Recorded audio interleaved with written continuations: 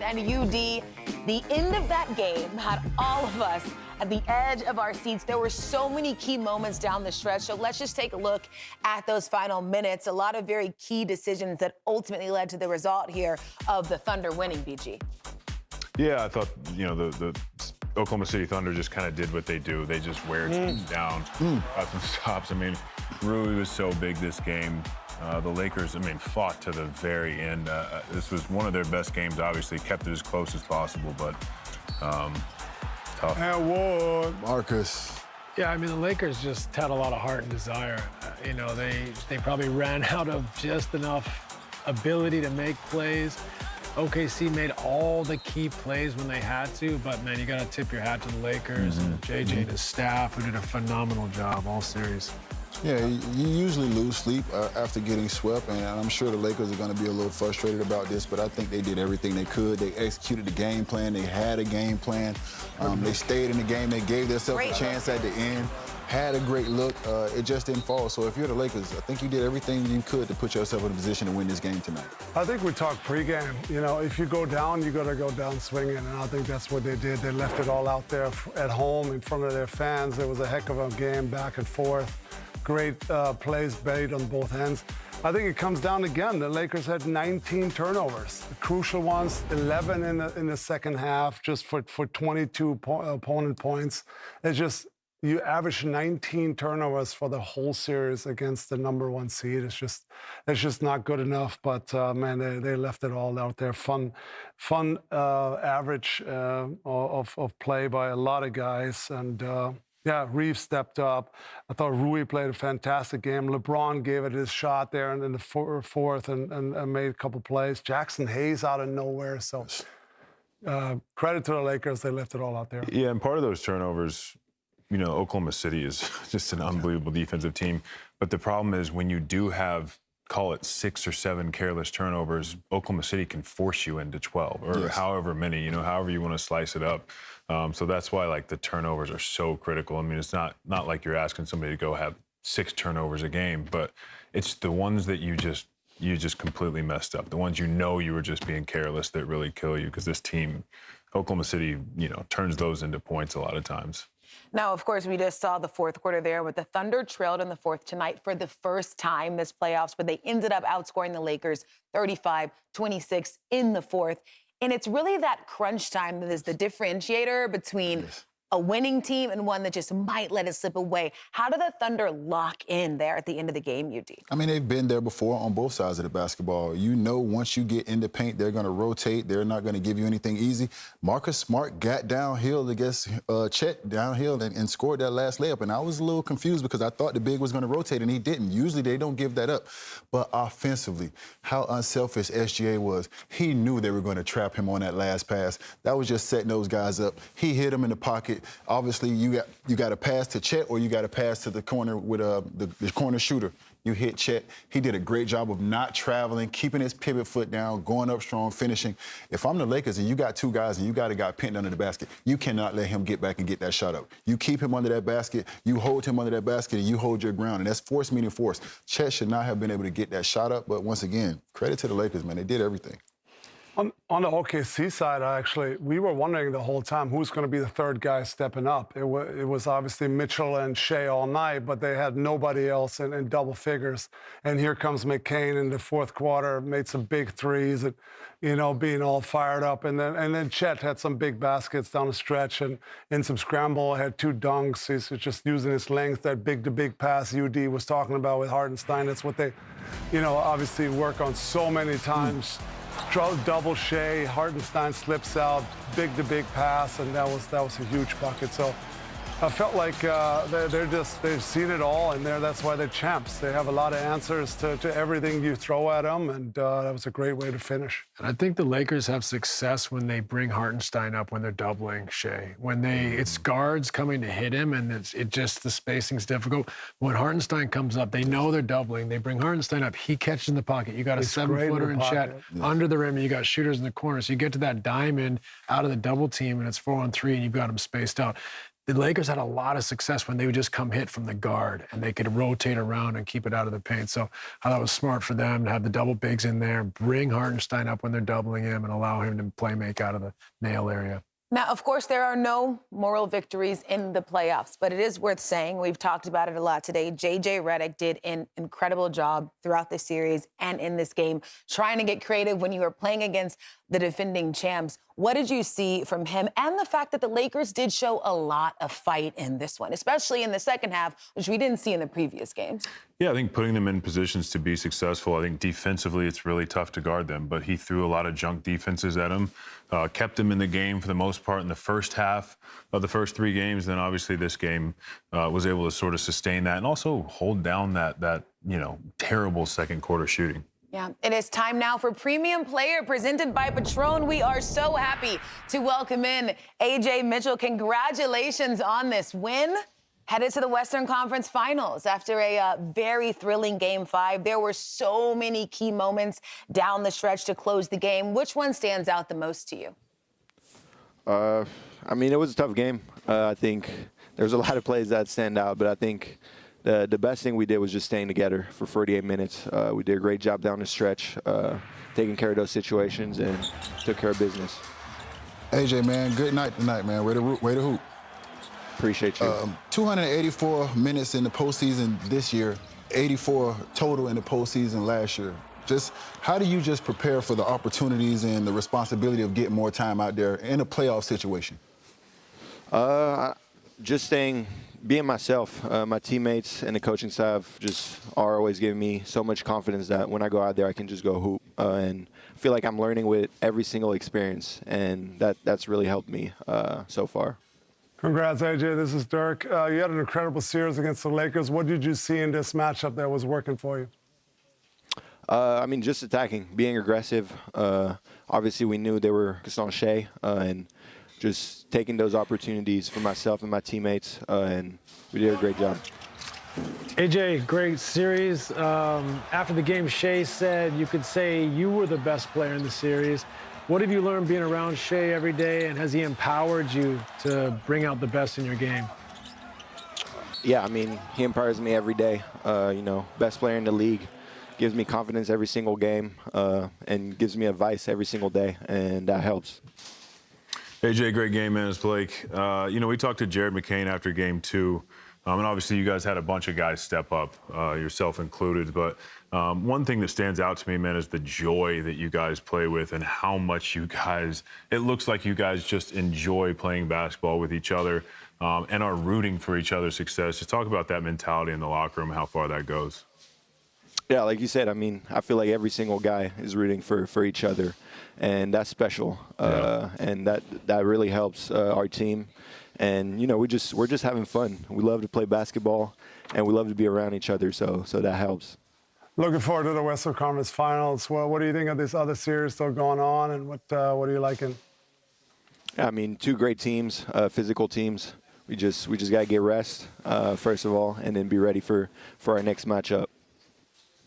AJ, of course, I know right now you are probably still locked into the game, but you do have to feel good. You have had an incredible series. You averaged 22 points a game this series. You scored more points in 4 games this series than you did the entire playoffs last season. You have Shea saying that you were the best player in this series. You also heard Shea once say, this might be a shock to the world, but it is not a shock to us. I just have to know what you have really taught yourself and shown yourself about your game this season and how good it must feel to have these performances at this time.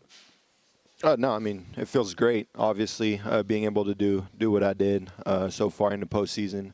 Just really, really excited, but I always try to never be too high, never be too low, and glad we got through this round. Glad I played this way, but you gotta turn the page, be ready for the next round, but I'll definitely enjoy this one. Good. Well, there's a smile. We'll be high for you. Congratulations on this win. Headed to the Western Conference Finals. See you down the road. Good job, AJ. Appreciate you guys. Thank you. Sir. All right, let's turn our attention to the Lakers, where J.J. Redick has just taken the podium. JJ, I think I asked you kind of a general question after the Houston series, and you kind of responded with gratitude kind of for the players and the coaches. That even though this comes in a loss, do you have that similar sense of that fight, or is it still kind of too soon and too raw after the loss?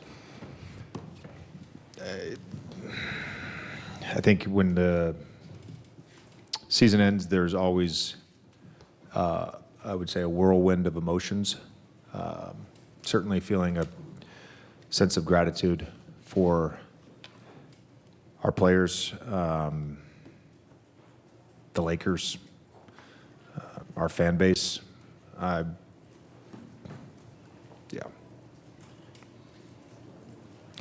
Really like that, you've seen these 3-0 games before, and I thought there were 2 different times during the game where our team could have gave in, could have let go of the rope. We didn't.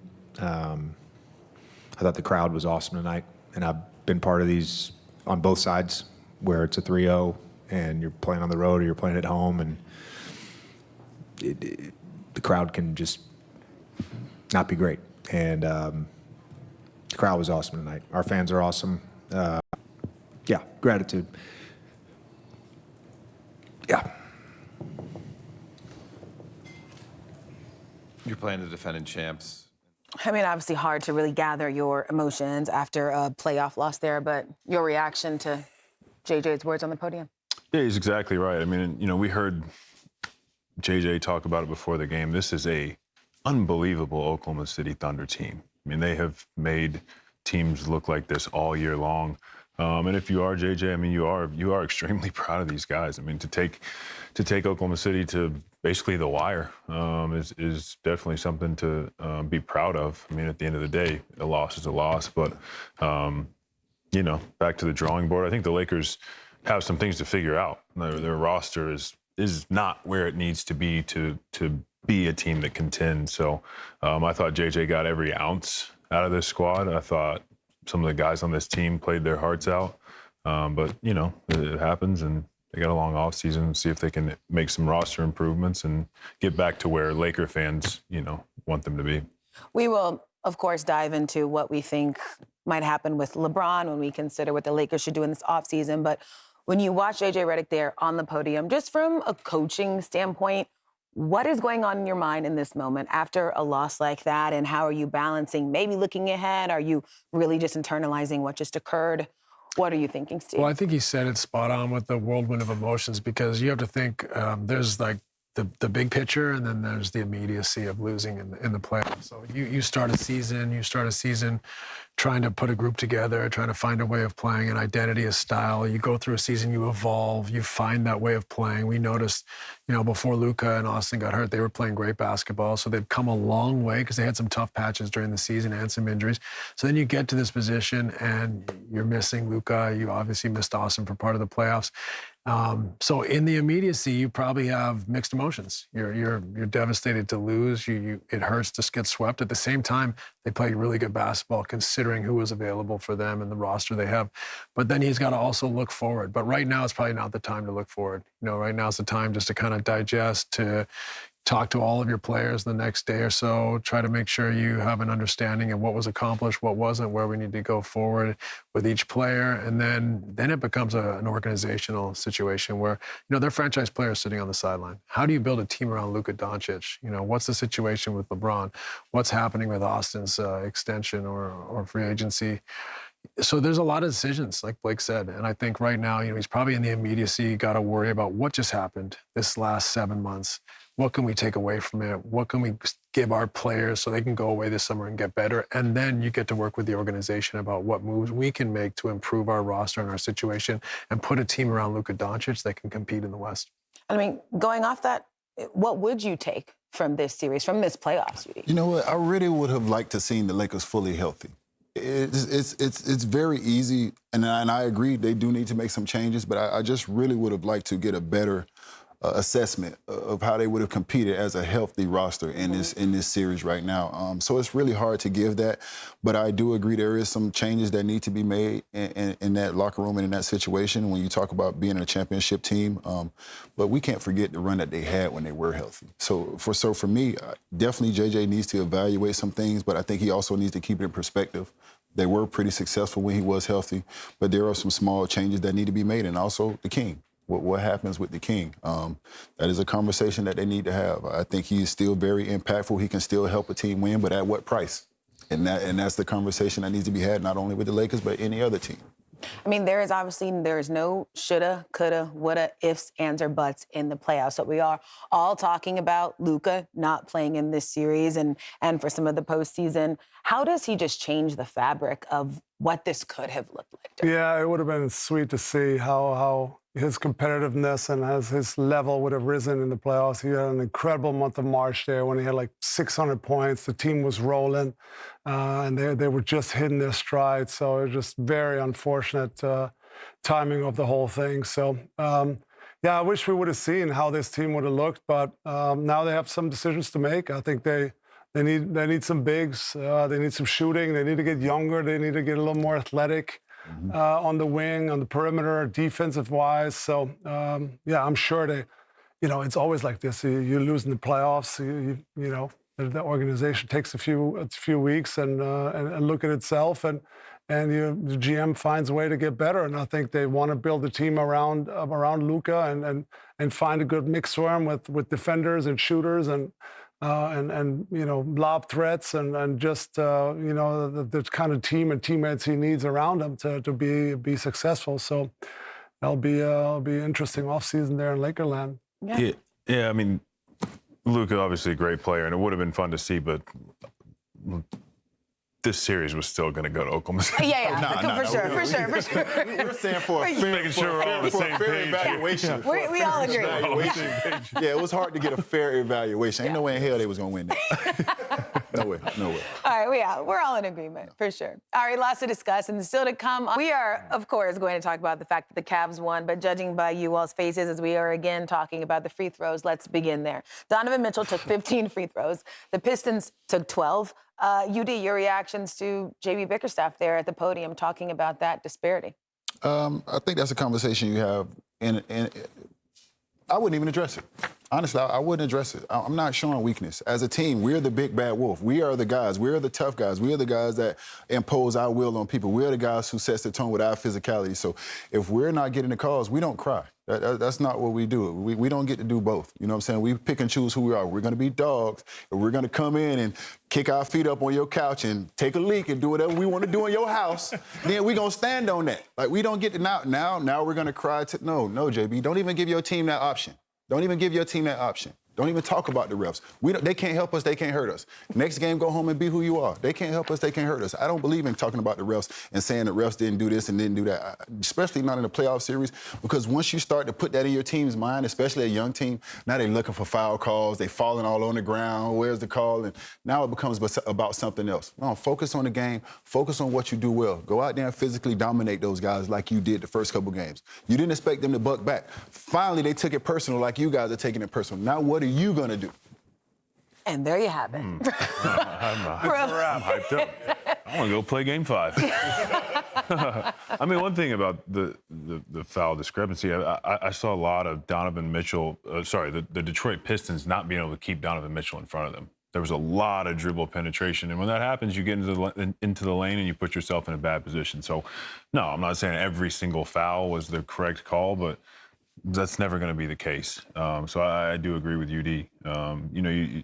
I think sometimes coaches have to do a thing where, all right, you know what, I'm gonna put this out there. Sometimes you have to. We saw JJ do it. You're trying to get the whistle to change. You're trying to get every advantage you possibly can. But a bigger concern for me is Duren. Yeah. I mean, this is your second best player the whole season. I mean, he was a guy who, if he's only scoring 10 to 12, he should at least get you 10 to 12 rebounds. Yes. So to play 26 minutes and have 2 rebounds is concerning. I mean, going back to the Orlando series, this series, there hasn't been the same level of Jalen Duren that I think they're going to need if they get to the third round, they get to the conference finals, and they want to beat the New York Knicks. So that is something that you have to figure out, how to get him going a little bit more. And after tonight's game, he did say, I've just got to be better. I have no excuses. So I think he's aware. But yeah, just 2 rebounds tonight. That's not acceptable, Dirk. Yeah, that's not it. I mean, he's a 20-10 guy. Obviously, it's the regular season was an all-star. So, yeah, for some reason, he hasn't performed well all throughout the playoffs. It started with, Orlando kind of taking his roles away. And I don't know if he lost a little bit of his confidence, a little bit of his swag along the way here. But, yeah, they definitely need more if they want to win the series. And Cleveland side, I think on Donovan, this is kind of what we've been waiting for already in the Toronto series. Like, oh, he's going to explode in this game. He's going to go home in Game 5, explode. And it really hasn't come. And yeah, today, holy smokes, he was on fire. 21 and 18 there in the third and fourth quarter. Just amazing going down the hill. Relax, I'm talking. Just incredible performance there. Carried the Cavs there to the win. So that's kind of what we've been waiting for. Him being aggressive downhill, being looking athletic going downhill, attacking, and then finding his shot as well. Yeah, I mean, Steve, to Dirk's point, against the Raptors defense, Donovan had 23 points per game on 44% from the field versus Detroit's defense, 33 points a game on almost 50% shooting from the field. It honestly feels like Donovan has hit his own sort of different gear in this series that we didn't see. They needed it. This was a huge win for them. And this series is almost over if they don't win tonight. He was obviously outstanding. Him and James seemed to have found a little balance. To Blake's point, he was getting downhill. When he gets downhill, it's not just free throws for him. It puts them in rotations. When they get in rotations, other guys can drive or get on the glass. So, kind of broke Detroit's defense. A little surprising that they allowed him in the paint. They're a terrific defensive team that likes to pack the paint, keep people out of their rim. So, but Donovan found it tonight and has had a great series. So can they find that balance between him and James? Keep the ball moving, keep attacking rather than getting stationary, your turn, my turn. So I think they're just going to have a hard time scoring enough against Detroit if they play it that way. So it looks like they found something these last 2 games. Let's see if they can go on the road and do it in Detroit. Yeah, I also feel like we aren't seeing the best versions of those teams at the same time. No. We're getting the best versions of the Pistons or the best version of the Cavs. I think the best version of Detroit needs a little Paul Reed. I think the best version of Detroit needs a little Paul Reed right now. Different series are for different guys. I think this is a good series for Paul Reed to get more minutes. I understand Beef Stew has been solid. He is a rim protector. He is your enforcer. But Paul Reed in this series for Detroit has been more impactful in his minutes. So I'm looking for more Paul Reed. He was great in the minutes that he played, even in the Orlando series, but it was very, very small minutes. It was very small sample size. I think you need more Paul Reed in this series with his effort, his energy, the way he just brings it. You know what I'm saying? I think it's just a little different series, and I think you need some of that. Yeah, I mean, this is a great lesson for Detroit. I mean, this is why you go out and you play so hard and establish yourself in the regular season, because now it's 2-2 and you're going back home for 2 of the last 3. So that gives you the upper hand right now. You played better at home. This is a young team. They're still figuring it out. So it's great that they got the first 2. Obviously bad that they dropped 2 in a row, but you got 2 games at home. By the way, Reed had 15 points in 14 minutes tonight, just 4 minutes in the fourth, UD. Yeah, well, that's up to the coaching staff of how it goes. Yeah. But I've seen him be impactful in the Orlando series. I've seen him be impactful in small sample size in Detroit, and I've seen him do it again. So there's got to be something behind that. And if I'm a coach, I make that move, because if we get through this, we're coming back to you, Beef Stew. We're coming back to you. Just stay ready. But in this particular series, this just might not be the series for you. I actually thought their bench was fantastic tonight. It was the starters that didn't hold their end of the bargain tonight. Being minus 27, minus 23, just didn't play well enough, didn't start. The third quarter obviously was where everything started there. That huge run, couldn't score, couldn't really keep them out of the lane. So, but the bench came in and picked it up and actually made it or cut into the lead a little bit. So, it's on the starters going home now for a big Game 5 to set the tone in front of the home court, starting with Cade being aggressive and getting everybody involved in scoring. So that's going to be a fun one in Detroit. Yep, Cavs 5-0 at home in the playoffs, 0-5 on the road. So we'll see how things shake out with Game 5 in Detroit on Wednesday night. But the playoffs are about performing under pressure, and nobody does that better than James Bond. May 27th, fans can get the new 007 First Light video game and play the origin story of James Bond as he becomes 007.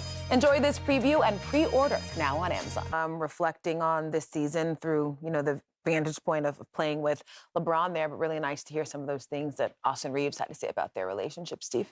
Yeah, I mean, can you imagine coming into the league and LeBron James mentors you, gives you confidence? That is so invaluable. I mean, not to make it about myself, but I remember how impactful that was when Kevin Johnson told me that I was a good player and I was gonna have a great career. Like, that stuff gives you so much confidence. And the greatest player to potentially ever play the game tells you that and is teaching you, mentoring you every day. That's a really powerful gift. So it's nice to see Austin give him credit there. And obviously he wants to stay and hopes LeBron stays as well. Yeah. And Dirk, when you listen to what Luka is saying, what sort of runs through your mind? You talked a little bit about just how some of the fabric of the series could have been different if he was there. But when you think about this season as a whole, Luka was playing out of this world for stretches of this season. What do you think is going through his mind as he looks back? Yeah, I think it's sad. I think they had an opportunity there as well as he was playing, and they could have beaten anybody. Maybe not OKC, but in the moment there in March when they were at the height of their season, I think they felt like they can compete with anybody on the road and or at home. So very unfortunate that Austin and Luka obviously go down in the same game in OKC. So that was just super frustrating. I'm sure he's frustrated how the whole thing went down, but there's nothing you can do now. It's look forward, get great shape again get better for next season and see what team they bring. I know everyone has been waiting to hear from LeBron James, and he is sitting down at the podium. So let's listen in to what he has to say after this loss to the Thunder in the Western Conference semis.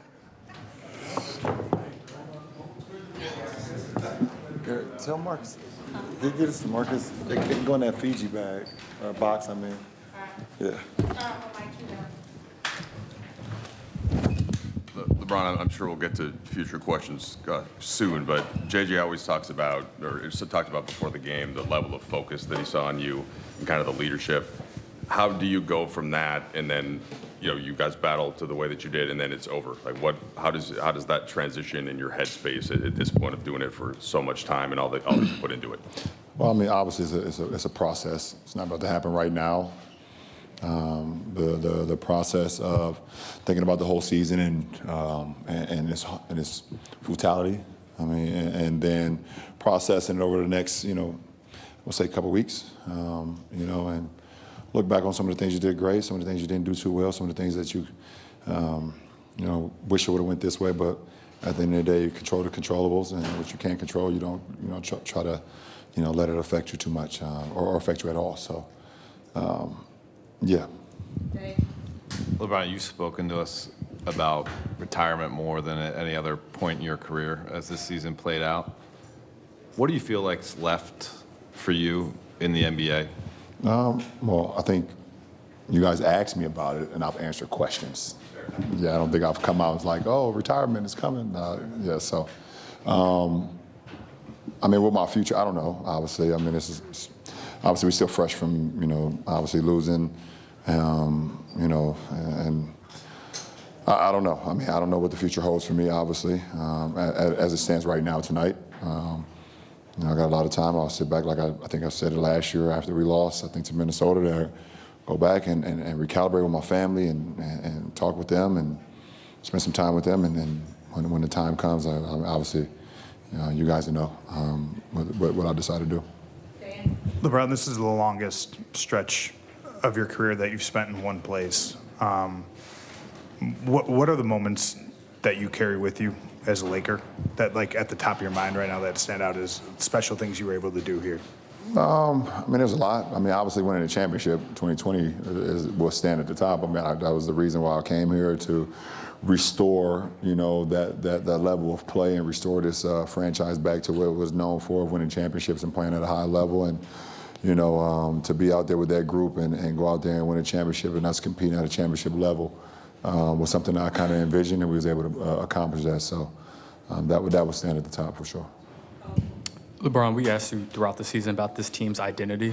Now that we're at the end, how would you define the identity, and what did you like about it?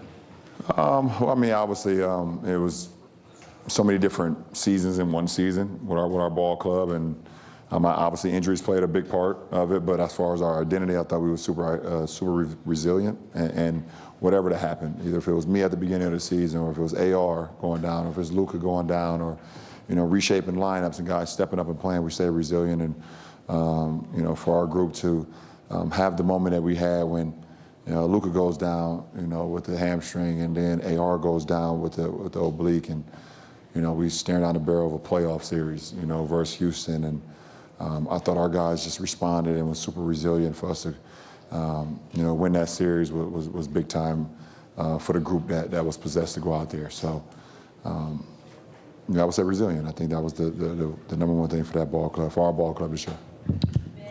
LeBron, we just spoke to Austin a few minutes ago, and when he was asked about potentially playing with you beyond this year, he said it would, quote unquote, mean the world to him. How have you seen Austin grow since as he put it, you took him under his wing when he got here? How have you seen him grow since he's been here and now that he's going to be on the market for potentially a lot of money? Well, that last part has nothing to do with me. Listen, him and his team will handle that situation. But, just seeing, AR grow over, what was 5 years, there's been nothing short of amazing. I mean, he's a hard worker. He loves the game. He wants to get better, and he's not afraid of constructive criticism, and I kind of knew that from the beginning. I saw the talent, but I also saw that he was willing to put the work in and willing to, he wasn't afraid of the moment. So to see where he is today is awesome. And it's something that, I knew he could be a big-time player for our ball club, and I knew, if he just got the opportunity, and also he gained the confidence in himself that he know he belonged in this league, then he could do some special things in this league, and he's obviously showed that. LeBron, in year 23, how different did this feel walking off the court, not knowing what the future holds for you versus past years when we knew you were coming back to play? I don't know. I guess when you get like over 40, you start forgetting shit that happened. So I don't even remember many of the last times walking off the court. But listen, like I said, I left everything I could out on the floor. I control what I can control, and I can leave the floor saying like shit. Even though I hate losing, obviously, but I was locked in on what we needed to do. I tried to make sure our guys were locked in on what we needed to do throughout the postseason, throughout 10 games. And obviously we fell a little short, obviously, but I'm not looking at, my year as a disappointment. That's for damn sure. Especially, I was put into some positions I've never played in my career before, actually in my life. I've never been a third option in my life. So to be able to, thrive in that role for that period of time, and then have to step back into the role that I've been accustomed with over my career, over my life of playing a sport, and be able to thrive under that, and then just my teammates allowing me to lead them under extreme circumstances, that was pretty cool for me at this stage of my career. All right. A few things sort of stick out there from that press conference. Let's begin with the last thing we heard him say, where he talked about just the different roles that he had throughout this season. He said, he had to step into a role that he hadn't done for any of his career, which is being like the third option. Said he thrived in that role, then he stepped back into the role that he's accustomed to, which is what we saw him do in this playoffs. How did you sort of see just the up and down of what LeBron had to do this season, Steve? Yeah, he handled it really well. He started the season injured. Essentially, he was out for, he came back after Thanksgiving, I think, something like that. Then they're trying to put these pieces together. He's playing with Luka, who's obviously the lead and franchise player at this stage. Austin's playing at an all-NBA level for much of the year, and so LeBron's trying to find his way to fit into this trio. So I thought he handled it really well. He became an excellent cutter, screener, weak side ball handler, driver. I thought he did so many things off the ball that he alluded to, he's never done in his career, at least as his role. It just shows the intelligence and the ability athletically still at 41 and year 23 to do it. So then, of course, he goes into the Houston series and he's the main guy again. And so, it's just incredible that at his age, he was the best player in that series, led his team through to the second round. And, he's done a lot of things in his career, and that's another one for him to hang his hat on. Yeah, he also told us he was kicking Father Time's ass, UD. Yeah, he is. And I think the thing about it is, as his role changed, I think his leadership never wavered. Regardless of what role he was in, he continued to lead those guys. He continued to be a voice in that locker room. He continued to encourage those guys, breathe life in those guys, work hand in hand with JJ to see how he can impact the game the most and also bring the best out of those guys. So, I think that it's a lot when you get to that age and you've been the guy for so long, and it's not hard. It's not easy to not get into yourself. We have to change your role, and so many guys get into themselves. I think he stayed the leader. He continued to lead those guys. And one thing we always say is how to be a champion before you become a champion. I think that's what he's teaching AR and Luke and those guys in that locker room. He also touched on his future just a little bit. He said that you all have asked me questions, I've answered, said he hasn't gone out there and said retirement is coming, and he explicitly said that he does not know what the future holds. Now, obviously, none of us up here know what LeBron James is thinking, but when you look at the landscape of the NBA, you consider LeBron, his talents, where he's at in his career, what do you see? I don't know, to be honest. I truly think he may have an idea, but I don't think he's made that decision. I mean, it's sort of impossible to make that decision while you're in the season, while you don't know what's going on. I mean, like you said, he did an excellent job of not only handling different roles this season, but then, in the playoffs against Houston, I mean, he became sort of the player that he always was at this age. But I think how he handled this season sort of speaks to just his overall IQ as a basketball player, being able to understand that the scope of the team has changed a little bit. I have a player like Luka. I have a player like AR playing the way he is. I mean, at one point, I think he was leading the NBA in fast break points. He really made it a point to. There's a fly in the studio, and Dirk is hitting everybody. It's hard to concentrate on LeBron. Sorry. You okay, Steve? Keep going. Did we get it? Did we get it? Smashing those Steve shirts. It improves the shirt. That's crazy. Anyways, LeBron basically swatted those questions away like Dirk swatted. Yeah, like Dirk swatted the fly. Honestly, he's still one of the greatest all-around players, if not the greatest all-around player we've ever seen. He can adapt to any situation, wherever the case may be, wherever he will go. I think this is his decision. He's going to obviously talk to his family, his team, and then make a decision that's good for him and best for him and for his family. But like he showed and like you guys alluded to, he can go wherever he wants. He can fit in. He can be the fourth or fifth best option. He can be still the number one at times, obviously not for 82 games, but he's just incredible. And then, the great thing about him is he's such a good scorer, but he doesn't really need the ball. He can score without the ball. He's the best still in transition, led the league this year or whatever in transition points at age 41. He can still get out and run the best of them. He can post, he can shoot, he can slash. I mean, wherever he's going to end up, he'll have a great season again next year, and we'll see where he's going to end up. Yeah, second in the NBA in total fast break points. Yeah, that's what it said. Season. Yeah, I got you, Dirk. Wherever he goes, it's going to be a contender. Everything he's accomplished as an individual basketball player, for the love of the game, hell no. If you're going to play somewhere where you can win. He's not coming back just to play. He's not coming back to waste his time. He's going to be very intentional about where he goes. He's going to be very, very involved in that situation about where he goes next. Because at this stage of the game, you've done it all. You've won championships. You're the best player. So no reason to come back. And damn sure not take a pay cut if you're not putting yourself in a position to win. He's not doing that either. So for him, it's about where can I go and where do I have the best chance to push this team over the hill and help them win a championship. If not, go home and play with your kids, bro. He is playing with his kids. Eddie is home. Eddie is home. So he'll be back with the Lakers. Done. Basically. Not for free. Not for Bryce free. James, next draft. Lakers are 20-9 with all three of LeBron, Luka, and Reeves available together this season. But their season does end tonight, and you know what that means, Dirk Nowitzki. It is time for a tradition here on Nightcap to say our official goodbye. Dirk takes it away.